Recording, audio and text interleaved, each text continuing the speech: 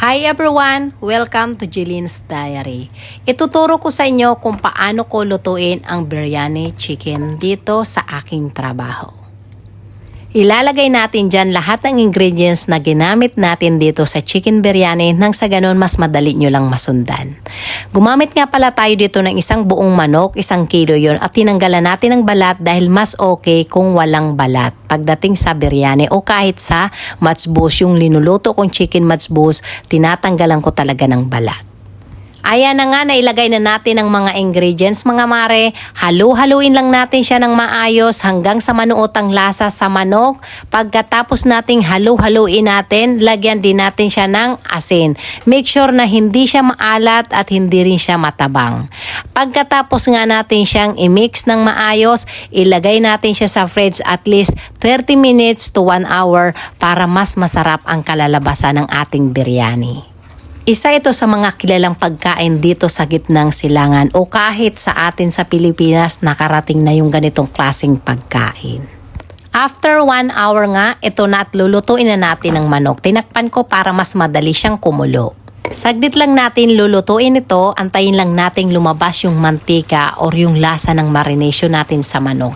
Dahil mamaya, lulutuin pa rin naman natin ito kasama ng kanin.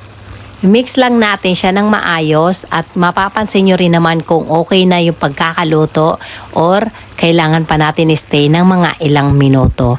Gaya ng sabi ko, hindi kailangan natin lutuin ng husto dahil mamaya isasama natin siya sa kanin. Luto na nga yung manok, umpisahan naman natin yung kanin. Naglagay na nga pala ako ng mga ingredients para sa kanin. Naglagay din tayo dito ng homemade na vegetable cube. At pagkatapos ngang kumulo ang kanin, ilinagay ko na ngayon yung bigas. After nga ng 10 minutes, isinala natin, kailangan salain natin, alisin natin yung pinakatubig bago natin gawin yung procedure doon sa biryani. I-layer lang natin ito mga mare. Una nga, naglagay ako ng kanin sa pinakailalim ng kaldero. Ganyan lang, wag naman masyadong madami. At ilinagay ko na ngayon yung kalahati ng biryani chicken natin. I mean, yung linuto nating manok. Pwede naman lahatin nyo na tapos takpan nyo ng kanin. Depende yun sa inyo.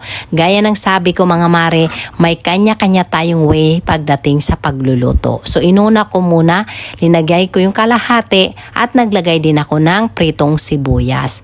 Saka ngayon ilalagay ulit yung kanin sa ibabaw. Kumbaga, ginawa kong 2 layer yung style ng biryani.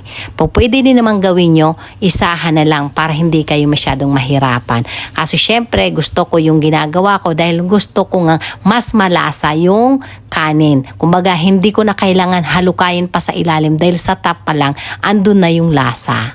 Tapos yun, kung mapapansin nyo, same procedure lang din yung ginawa ko dun sa una. Ayan na nga yung second layer natin at ilinagay ko na yung pinakahuling kanin na natitira. Pagdating naman sa ibabaw mga mare, pwede rin kayong hindi na maglagay ng oil dahil baka masubrahan naman sa oil dahil may oil na rin naman yung manok na minarinate natin kanina.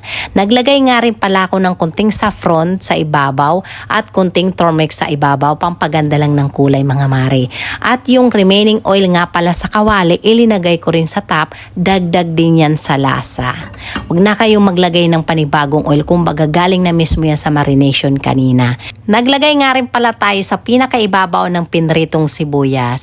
Kaya isa yan sa dahilan kung bakit napakadami kung magprito ako ng sibuyas dito mga mare. Dahil isa yan sa nakakapagpalasa sa mga linuluto ko dito. At ayan na nga, luto na ang ating chicken biryani. Ilinuto nga pala natin mga mare sa apoy na napakahina lang. Kumbaga dahan-dahan lang yung pagluluto niya.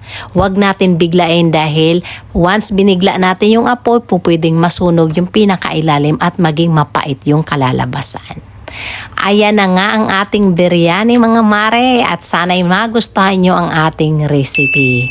Thank you so much guys for watching. Have a nice day and God bless us.